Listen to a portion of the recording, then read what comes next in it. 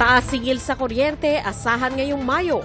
Sabi ng Energy Regulatory Commission, yan ay kahit sususpendihin ang presyuhan sa wholesale electricity spot market o WESM kapag may red alert para protektahan ang mga consumer.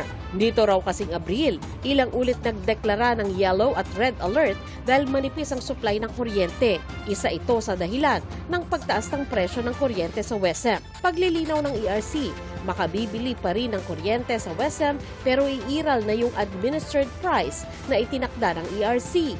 Meron ding secondary price cap para naman malimitahan ang taas presyo.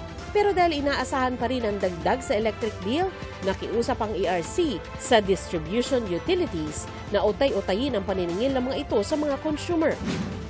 Umano'y disorderly conduct ni Davao del Norte 1st District Representative Pantaleon Alvarez, iimbestigahan ng House Committee on Ethics and Privileges. Inireklamo ni Tagum City Mayor Ray Uy ang pagiging pala-absent umano ni Alvarez at mga aniyay libelous at seditious na pahayag ng kongresista kasunod ang panawagan niya sa AFP at PNP na kumalas sa pagsuporta kay Pangulong Marcos hanggang sa bumaba siya sa pwesto. Bibigyan ng komite si Alvarez ng 10 araw para tumugon. Sabi naman ni Alvarez, pinauubaya niya raw sa komite na magdesisyon sa reklamo sa kanya. Pagbura sa mga tattoo ng mga pulis, sinuspindi muna ng PNP. Pinag-aaralan pa raw nila ang mga posibleng epekto ng tattoo removal sa kalusugan ng mga pulis, lalo na yung may karamdaman. Pero dapat daw, hindi kita ang tattoo habang naka-uniforme at bawal dagdagan ang kanilang tattoo.